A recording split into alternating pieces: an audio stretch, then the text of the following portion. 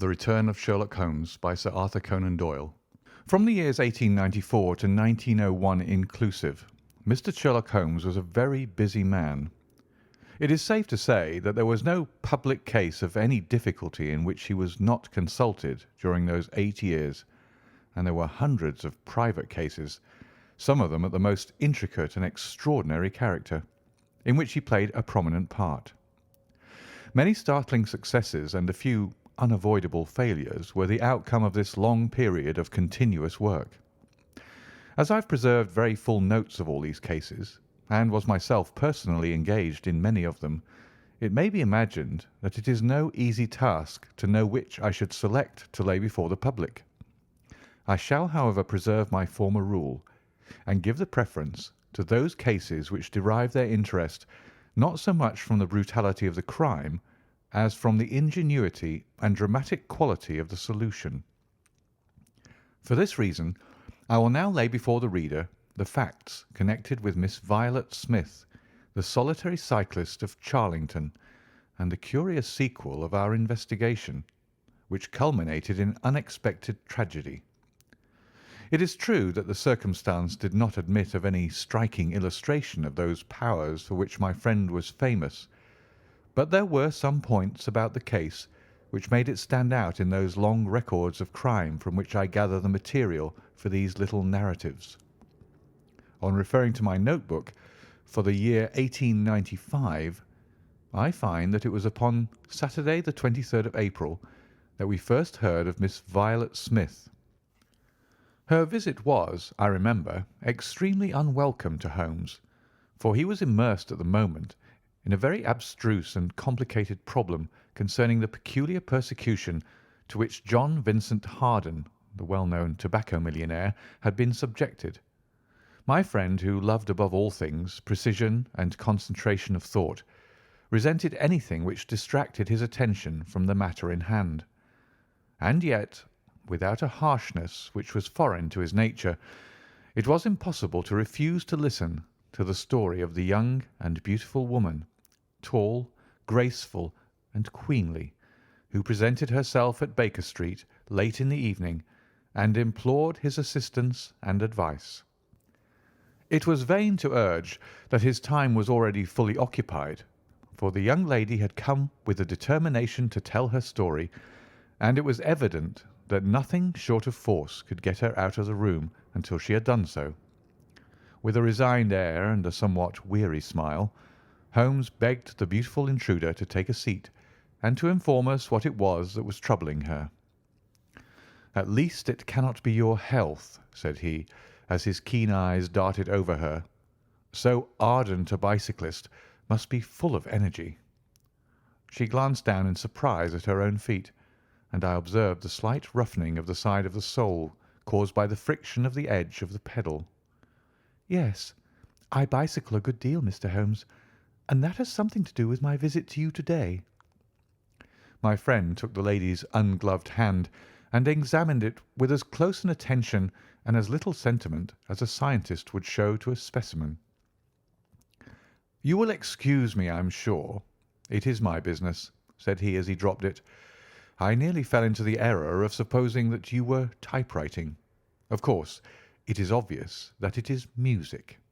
You observe the spatulate finger ends, Watson, which is common to both professions. There is a spirituality about the face, however," she gently turned it towards the light, "which the typewriter does not generate. This lady is a musician." "Yes, Mr. Holmes, I teach music." "In the country, I presume, from your complexion?" "Yes, sir, near Farnham, on the borders of Surrey." "A beautiful neighbourhood, and full of the most interesting associations. You remember, Watson, that it was near there that we took Archie Stamford, the forger. Now, Miss Violet, what has happened to you near Farnham, on the borders of Surrey?" The young lady, with great clearness and composure, made the following curious statement. "My father is dead, Mr. Holmes. He was James Smith, who conducted the orchestra at the old Imperial Theatre. My mother and I were left without a relation in the world except one uncle, Ralph Smith, who went to Africa 25 years ago, and we've never had a word from him since. When father died, we were left very poor, but one day we were told that there was an advertisement in the Times inquiring for our whereabouts. You can imagine how excited we were, for we thought that someone had left us a fortune. We went at once to the lawyer whose name was given in the paper. There we met two gentlemen, Mr. Carruthers and Mr. Woodley, who were home on a visit from South Africa. They said that my uncle was a friend of theirs, that he had died some months before in great poverty in Johannesburg, and that he had asked them with his last breath to hunt up his relations and see that they were in no want. It seemed strange to us that Uncle Ralph, who took no notice of us when he was alive, should be so careful to look after us when he was dead. But Mr. Carruthers explained that the reason was that my uncle had just heard of the death of his brother, and so felt responsible for our fate. "Excuse me," said Holmes. "When was this interview?" "Last December, 4 months ago."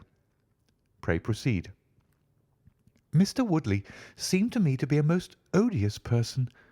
He was for ever making eyes at me, a coarse, puffy-faced, red-moustached young man with his hair plastered down on each side of his forehead.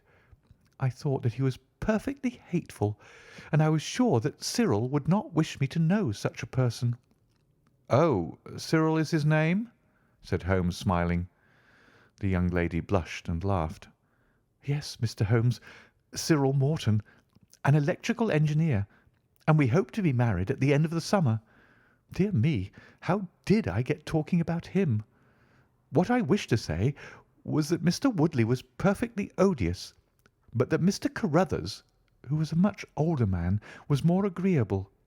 He was a dark, sallow, clean-shaven, silent person, but he had polite manners and a pleasant smile. He inquired how we were left, and on finding that we were very poor, he suggested that I should come and teach music to his only daughter, aged 10.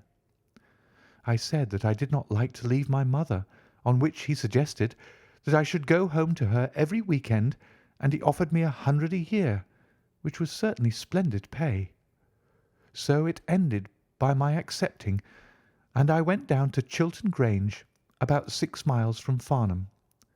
Mr. Carruthers was a widower, but he had engaged a lady housekeeper, a very respectable, elderly person called Mrs. Dixon, to look after his establishment. The child was a dear, and everything promised well. Mr. Carruthers was very kind and very musical, and we had most pleasant evenings together. Every week-end I went home to my mother in town. The first flaw in my happiness was the arrival of the red-moustached Mr. Woodley. He came for a visit of a week, and oh, it seemed 3 months to me. He was a dreadful person, a bully to everyone else, but to me something infinitely worse.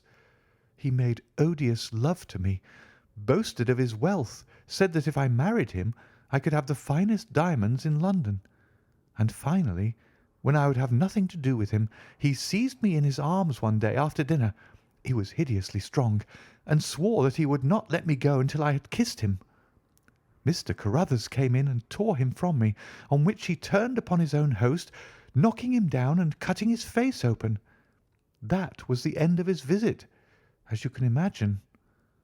Mr. Carruthers apologized to me next day, and assured me that I should never be exposed to such an insult again. I have not seen Mr. Woodley since. And now, Mr. Holmes, I come at last to the special thing which has caused me to ask your advice to-day. You must know that every Saturday afternoon I ride on my bicycle to Farnham Station in order to get the 12:22 to town. The road from Chiltern Grange is a lonely one, and at one spot it is particularly so, for it lies for over a mile between Charlington Heath upon one side and the woods which lie around Charlington Hall upon the other. You could not find a more lonely tract of road anywhere, and it is quite rare to meet so much as a cart or a peasant until you reach the high road near Crooksbury Hill. 2 weeks ago I was passing this place when I chanced to look over my shoulder, and about 200 yards behind me I saw a man, also on a bicycle. He seemed to be a middle-aged man with a short, dark beard. I looked back before I reached Farnham, but the man was gone, so I thought no more about it. But you can imagine how surprised I was, Mr. Holmes, when on my return on the Monday I saw the same man on the same stretch of road. My astonishment was increased when the incident occurred again, exactly as before on the following Saturday and Monday. He always kept his distance, and he did not molest me in any way, but still it certainly was very odd. I mentioned it to Mr. Carruthers, who seemed interested in what I said, and told me that he had ordered a horse and trap so that in future I should not pass over those lonely roads without some companion. The horse and trap were to have come this week, but for some reason they were not delivered, and again I had to cycle to the station. That was this morning. You can think that I looked out when I came to Charlington Heath, and there, sure enough, was the man, exactly as he had been the 2 weeks before. He always kept so far from me that I could not clearly see his face, but it was certainly someone whom I did not know. He was dressed in a dark suit with a cloth cap. The only thing about his face that I could clearly see was his dark beard. Today I was not alarmed, but I was filled with curiosity, and I determined to find out who he was and what he wanted. I slowed down my machine, but he slowed down his. Then I stopped altogether, but he stopped also. Then I laid a trap for him. There is a sharp turning of the road, and I pedalled very quickly round this, and then I stopped and waited. I expected him to shoot round and pass me before he could stop, but he never appeared. Then I went back and looked around the corner. I could see a mile of road, but he was not on it. To make it the more extraordinary, there was no side road at this point down which he could have gone. Holmes chuckled and rubbed his hands. "This case certainly presents some features of its own," said he. "How much time elapsed between your turning the corner and your discovery that the road was clear?" 2 or 3 minutes. "Then he could not have retreated down the road, and you say that there are no side roads?" "None." "Then he certainly took a footpath on one side or the other." "It could not have been on the side of the heath, or I should have seen him." "So, by the process of exclusion, we arrive at the fact that he made his way toward Charlington Hall, which, as I understand, is situated in its own grounds on one side of the road. Anything else?" "Nothing, Mr. Holmes, save that I was so perplexed that I felt I should not be happy until I had seen you and had your advice." Holmes sat in silence for some little time. "Where is the gentleman to whom you are engaged?" he asked at last. "He is in the Midland Electrical Company at Coventry." "He would not pay you a surprise visit?" "Oh, Mr. Holmes, as if I should not know him." "Have you had any other admirers?" "Several before I knew Cyril." "And since?" "There was this dreadful man Woodley, if you can call him an admirer." "No one else?" Our fair client seemed a little confused. "Who was he?" asked Holmes. "Oh, it may be a mere fancy of mine, but it had seemed to me sometimes that my employer, Mr. Carruthers, takes a great deal of interest in me. We are thrown rather together. I play his accompaniments in the evening. He has never said anything. He is a perfect gentleman, but a girl always knows." "Ha!" Holmes looked grave. "What does he do for a living?" "He is a rich man." "No carriages or horses?" "Well, at least he is fairly well to do, but he goes into the city 2 or 3 times a week. He is deeply interested in South African gold shares." "You will let me know any fresh development, Miss Smith. I am very busy just now, but I will find time to make some inquiries into your case. In the meantime, take no step without letting me know. Good-bye, and I trust that we shall have nothing but good news from you." "It is part of the settled order of nature that such a girl should have followers," said Holmes. He pulled at his meditative pipe. "But for choice not on bicycles in lonely country roads. Some secretive lover beyond all doubt. But there are curious and suggestive details about the case, Watson. That he should appear only at that point. Exactly. Our first effort must be to find who are the tenants of Charlington Hall.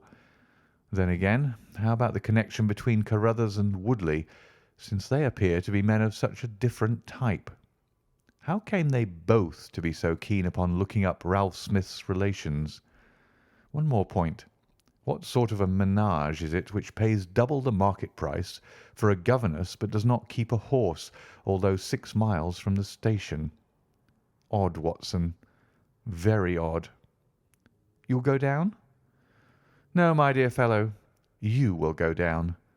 This may be some trifling intrigue, and I cannot break my other important research for the sake of it. On Monday you will arrive early at Farnham. You will conceal yourself near Charlington Heath.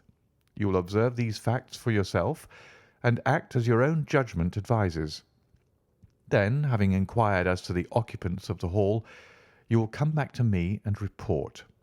And now, Watson, not another word of the matter until we have a few solid stepping stones on which we may hope to get across to our solution." We had ascertained from the lady that she went down upon the Monday by the train which leaves Waterloo at 9:50. So I started early and caught the 9:13. At Farnham Station I had no difficulty in being directed to Charlington Heath. It was impossible to mistake the scene of the young lady's adventure, for the road runs between the open heath on one side and an old yew hedge upon the other, surrounding a park which is studded with magnificent trees. There was a main gateway of a lichen-studded stone, each side pillar surmounted by mouldering heraldic emblems, but besides this central carriage drive I observed several points where there were gaps in the hedge and paths leading through them. The house was invisible from the road, but the surroundings all spoke of gloom and decay. The heath was covered with golden patches of flowering gorse, gleaming magnificently in the light of the bright spring sunshine. Behind one of these clumps I took up my position so as to command both the gateway of the hall and a long stretch of the road upon either side. It had been deserted when I left it, but now I saw a cyclist riding down it from the opposite direction to that in which I had come. He was clad in a dark suit, and I saw that he had a black beard. On reaching the end of the Charlington grounds, he sprang from his machine and led it through a gap in the hedge, disappearing from my view. A quarter of an hour passed, and then a second cyclist appeared. This time it was the young lady coming from the station. I saw her look about her as she came to the Charlington hedge. An instant later the man emerged from his hiding place, sprang upon his cycle, and followed her. In all the broad landscape those were the only moving figures, the graceful girl sitting very straight upon her machine, and the man behind her bending low over his handlebar with a curiously furtive suggestion in every movement. She looked back at him and slowed her pace. He slowed also. She stopped. He at once stopped too, keeping 200 yards behind her. Her next movement was as unexpected as it was spirited. She suddenly whisked her wheels round and dashed straight at him. He was as quick as she, however, and darted off in desperate flight. Presently she came back up the road again, her head haughtily in the air, not deigning to take any further notice of her silent attendant.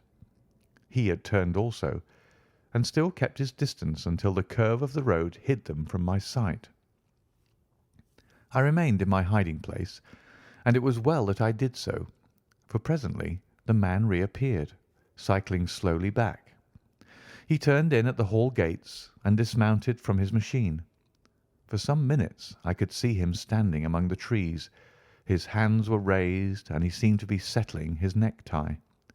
Then he mounted his cycle and rode away from me down the drive towards the Hall.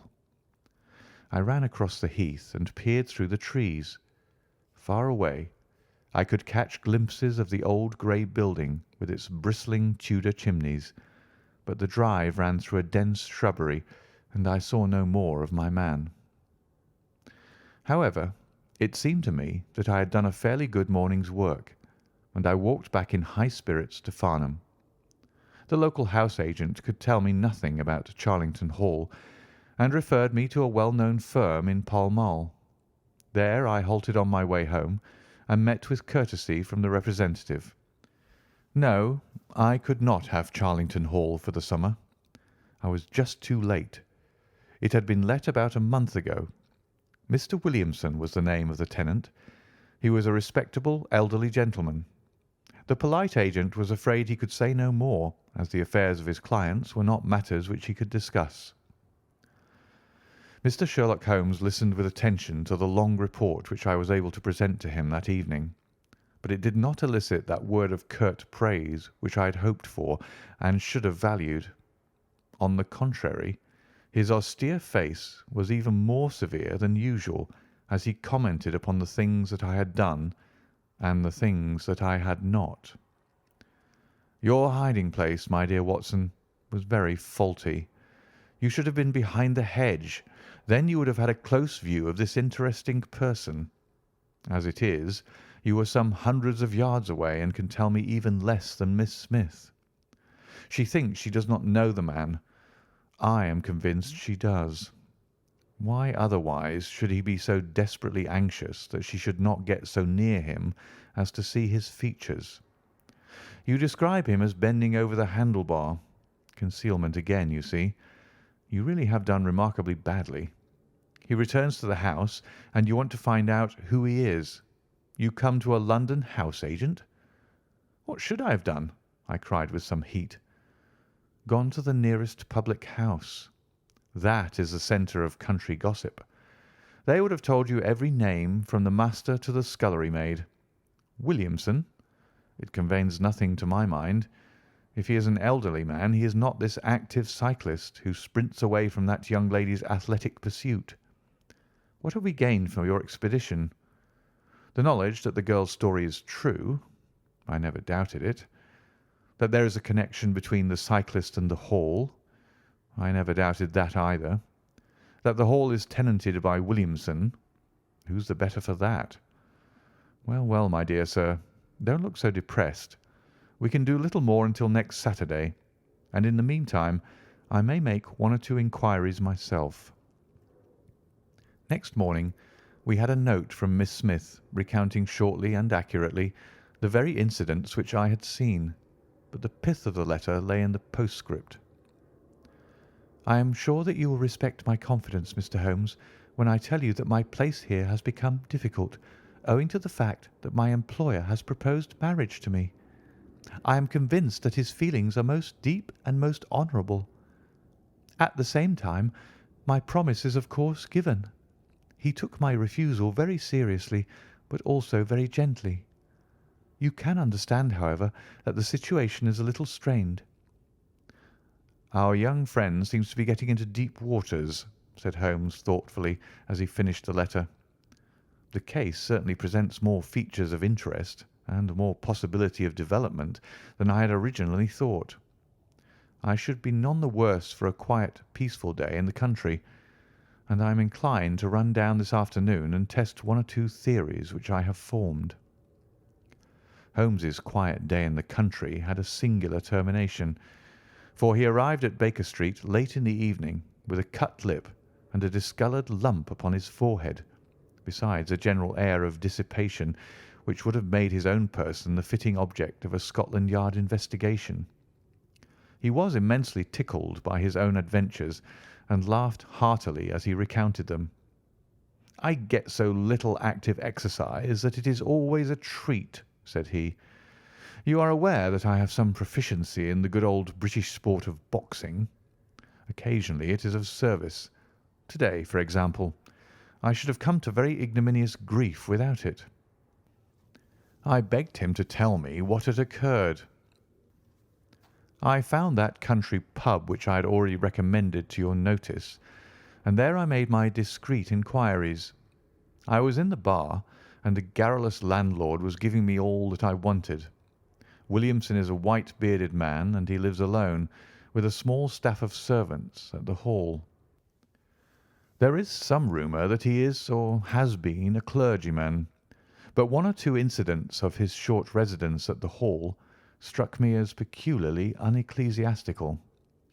I have already made some inquiries at a clerical agency, and they tell me that there was a man of that name in orders, whose career has been a singularly dark one. The landlord further informed me that there are usually week-end visitors, a warm lot, sir, at the Hall, and especially one gentleman with a red moustache, Mr. Woodley by name, who was always there. We had got as far as this when who should walk in but the gentleman himself, who had been drinking his beer in the tap-room and had heard the whole conversation. Who was I? What did I want? What did I mean by asking questions? He had a fine flow of language, and his adjectives were very vigorous. He ended a string of abuse by a vicious backhander which I failed to entirely avoid. The next few minutes were delicious. It was a straight left against a slogging ruffian. I emerged as you see me. Mr. Woodley went home in a cart. So ended my country trip, and it must be confessed that, however enjoyable, my day on the Surrey border has not been much more profitable than your own. The Thursday brought us another letter from our client. "You will not be surprised, Mr. Holmes," said she, "to hear that I am leaving Mr. Carruthers' employment. Even the high pay cannot reconcile me to the discomforts of my situation.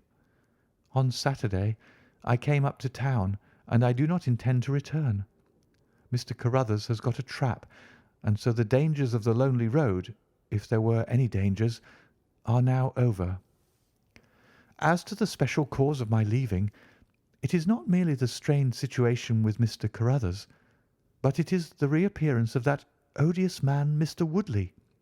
He was always hideous, but he looks more awful than ever now, for he appears to have had an accident, and he is much disfigured. I saw him out of the window, but I am glad to say that I did not meet him. He had a long talk with Mr. Carruthers, who seemed much excited afterwards. Woodley must be staying in the neighbourhood, for he did not sleep here, and yet I caught a glimpse of him again this morning, slinking about in the shrubbery. I would sooner have a savage, wild animal loose about the place. I loathe and fear him more than I can say. How can Mr. Carruthers endure such a creature for a moment? However, all my troubles will be over on Saturday." "So I trust, Watson, so I trust," said Holmes gravely. "There is some deep intrigue going on round that little woman, and it is our duty to see that no one molests her upon that last journey. I think, Watson, that we must spare time to run down together on Saturday morning and make sure that this curious and inclusive investigation has no untoward ending." I confess that I had not up to now taken a very serious view of the case, which had seemed to me rather grotesque and bizarre than dangerous. That a man should lie in wait for and follow a very handsome woman is no unheard of thing, and if he has so little audacity that he had not only dared not address her, but even fled from her approach, he was not a very formidable assailant. The ruffian Woodley was a very different person, but, except on one occasion, he had not molested our client, and now he visited the house of Carruthers without intruding upon her presence.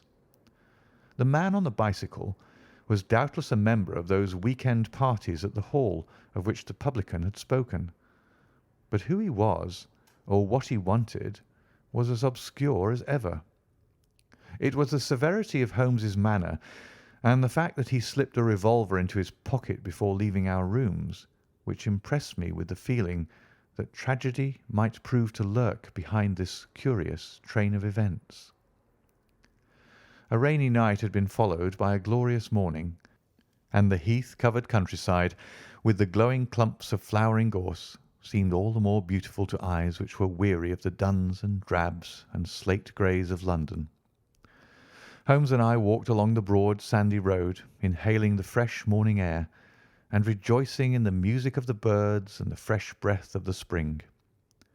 From a rise of the road on the shoulder of Crooksbury Hill, we could see the grim hall bristling out from amidst the ancient oaks, which, old as they were still younger than the building which they surrounded. Holmes pointed down the long tract of road which wound a reddish-yellow band between the brown of the heath and the budding green of the woods. Far away, a black dot. We could see a vehicle moving in our direction. Holmes gave an exclamation of impatience. "I have given a margin of half an hour," said he. "If that is her trap, she must be making for the earlier train. I fear, Watson, that she will be past Charlington before we can possibly meet her." From the instant that we passed the rise, we could no longer see the vehicle, but we hastened onward at such a pace that my sedentary life began to tell upon me, and I was compelled to fall behind. Holmes, however, was always in training, for he had inexhaustible stores of nervous energy upon which to draw. His springy step never slowed until suddenly, when he was 100 yards in front of me, he halted, and I saw him throw up his hand with a gesture of grief and despair. At the same instant, an empty dog-cart, the horse cantering, the reins trailing, appeared round the curve of the road and rattled swiftly towards us. "Too late, Watson, too late!" cried Holmes, as I ran panting to his side. "Fool that I was not to allow for that earlier train! It's abduction, Watson, abduction, murder, heaven knows what! Block the road, stop the horse. That's right. Now jump in and let us see if I can repair the consequence of my own blunder." We had sprung into the dog-cart, and Holmes, after turning the horse, gave it a sharp cut with the whip, and we flew back along the road. As we turned the curve, the whole stretch of road between the hall and the heath was opened up. I grasped Holmes's arm. "That's the man!" I gasped. A solitary cyclist was coming towards us. His head was down and his shoulders rounded as he put every ounce of energy that he possessed onto the pedals. He was flying like a racer. Suddenly he raised his bearded face, saw us close to him, and pulled up, springing from his machine. That coal-black beard was in singular contrast to eyes were as bright as if he had a fever. He stared at us and at the dog-cart. Then a look of amazement came over his face. "Hello! Stop there!" he shouted, holding his bicycle to block our road. "Where did you get that dog-cart? Pull up, man!" he yelled, drawing a pistol from his side. "Pull up, I say, or by George, I'll put a bullet into your horse." Holmes threw the reins into my lap and sprang down from the cart. "You're the man we want to see. Where is Miss Violet Smith?" he said in his quick, clear way. "That's what I'm asking you. You're in her dog-cart. You ought to know where she is." "We met the dog-cart on the road. There was no one in it. We drove back to help the young lady." "Good Lord! Good Lord! What shall I do?" cried the stranger in an ecstasy of despair. "They've got her, that hell-hound Woodley and the blackguard parson. Come, man, come. If you really are a friend, stand by me and we'll save her, if I have to leave my carcass in Charlington Wood." He ran distractedly, his pistol in his hand, towards a gap in the hedge. Holmes followed him, and I, leaving the horse grazing beside the road, followed Holmes. "This is where they came through," said he, pointing to the marks of several feet upon the muddy path. "Hullo! Stop a minute. Who's this in the bush?" It was a young fellow about 17, dressed like an ostler, with leather cords and gaiters. He lay upon his back, his knees drawn up, a terrible cut upon his head. He was insensible, but alive. A glance at his wound told me that it had not penetrated the bone. "That's Peter the groom," cried the stranger. "He drove her. The beasts have pulled him off and clubbed him. Let him lie. We can't do him any good, but we may save her from that worst fate that can befall a woman." He ran frantically down the path, which wound among the trees. We had reached the shrubbery which surrounded the house when Holmes pulled up. "They didn't go to the house. Here are their marks on the left. here beside the laurel bushes. Ah, I said so."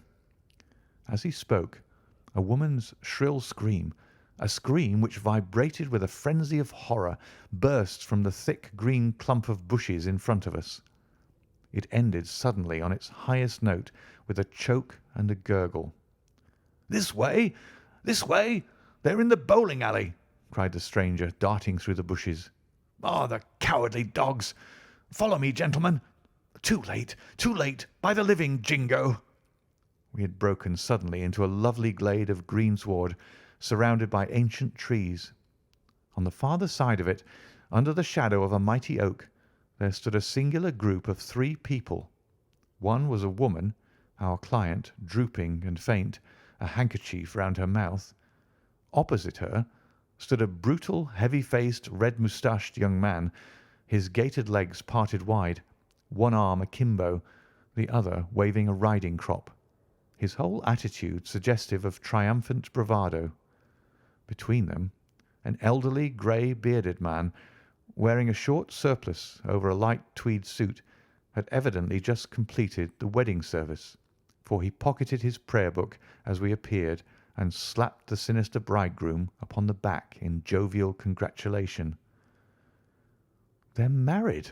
I gasped. "Come on!" cried our guide. "Come on!" He rushed across the glade, Holmes and I at his heels. As we approached, the lady staggered against the trunk of the tree for support. Williamson, the ex-clergyman, bowed to us with mock politeness, and the bully Woodley advanced with a shout of brutal and exultant laughter. "You can take your beard off, Bob," said he. "I know you right enough. Well, you and your pals have just come in time for me to be able to introduce you to Mrs. Woodley." Our guide's answer was a singular one. He snatched off the dark beard which had disguised him and threw it on the ground, disclosing a long, sallow, clean-shaven face below it. Then he raised his revolver and covered the young ruffian who was advancing upon him with his dangerous riding crop swinging in his hand. "Yes," said our ally, "I am Bob Carruthers, and I'll see this woman righted if I had to swing for it. I told you what I'd do if you molested her, and by the Lord I'll be as good as my word." "You're too late. She's my wife." "No, she's your widow." His revolver cracked, and I saw the blood spurt from the front of Woodley's waistcoat. He spun round with a scream and fell upon his back, his hideous red face turning suddenly to a dreadful mottled pallor. The old man, still clad in his surplice, burst into such a string of foul oaths as I have never heard, and pulled out a revolver of his own. But before he could raise it, he was looking down the barrel of Holmes's weapon. "Enough of this," said my friend coldly. "Drop that pistol. Watson, pick it up. Hold it to his head. Thank you. You, Carruthers, give me that revolver. We'll have no more violence. Come, hand it over." "Who are you, then?" "My name's Sherlock Holmes." "Good Lord!" "You've heard of me, I see. I will represent the official police until their arrival. Here, you," he shouted to a frightened groom who had appeared at the edge of the glade. "Come here. Take this note as hard as you can ride to Farnham." He scribbled a few words upon a leaf from his notebook. "Give it to the superintendent at the police station. Until he comes, I must detain you all under my personal custody." The strong, masterful personality of Holmes dominated the tragic scene, and all were equally puppets in his hands. Williamson and Carruthers found themselves carrying the wounded Woodley into the house, and I gave my arm to the frightened girl. The injured man was laid on his bed, and at Holmes's request I examined him. I carried my report to where he sat in the old tapestry-hung dining-room with his 2 prisoners before him. "He will live," said I. "What!" cried Carruthers, springing out of his chair. "I'll go upstairs and finish him first. Do you tell me that that angel is to be tied to Roaring Jack Woodley for life?" "You need not concern yourself about that," said Holmes. "There are 2 very good reasons why she should, under no circumstances, be his wife. In the first place, We are very safe in questioning Mr. Williamson's right to solemnise a marriage." "I have been ordained," cried the old rascal, "and also unfrocked." "Once a clergyman, always a clergyman." "I think not. How about the licence?" "We had a licence for the marriage. I have it here in my pocket." "Then you got it by trick.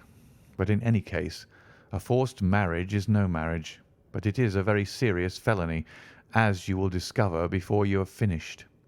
You'll have time to think the point out during the next 10 years or so, unless I'm mistaken. As to you, Carruthers, you would have done better to keep your pistol in your pocket." "I begin to think so, Mr. Holmes. But when I thought of all the precaution I had taken to shield this girl, for I loved her, Mr. Holmes, and it is the only time that ever I knew what love was, it fairly drove me mad to think that she was in the power of the greatest brute and bully in South Africa, a man whose name is a holy terror from Kimberley to Johannesburg. Why, Mr. Holmes, you will hardly believe it, but ever since that girl has been in my employment, I never once let her go past this house, where I knew the rascals were lurking, without following her on my bicycle, just to see that she came to no harm. I kept my distance from her, and I wore a beard so that she should not recognize me, for she is a good and high-spirited girl, and she wouldn't have stayed in my employment long if she had thought that I was following her about the country roads." "Why didn't you tell her of her danger?" "Because then, again, she would have left me, and I couldn't bear to face that. Even if she couldn't love me, it was a great deal to me just to see her dainty form about the house and to hear the sound of her voice." "Well," said I, "you call that love, Mr. Carruthers, but I should call it selfishness." "Maybe the two things go together. Anyhow, I couldn't let her go. Besides, with this crowd about, it was well that she should have someone near to look after her. Then, when the cable came, I knew they were bound to make a move." "What cable?" Carruthers took a telegram from his pocket. "That's it," said he. It was short and concise. "The old man is dead." Said Holmes. "I think I see how things worked, and I can understand how this message would, as you say, bring them to a head. But while you wait, you might tell me what you can." The old reprobate with the surplice burst into a volley of bad language. "By heavens," said he, "if you squeal on us, Bob Carruthers, I'll serve you as you served Jack Woodley. You can bleat about the girl to your heart's content, for that's your own affair, but if you round on your pals to this plain-clothes copper, it'll be the worst day's work that ever you did." "Your reverence need not be excited," said Holmes, lighting a cigarette.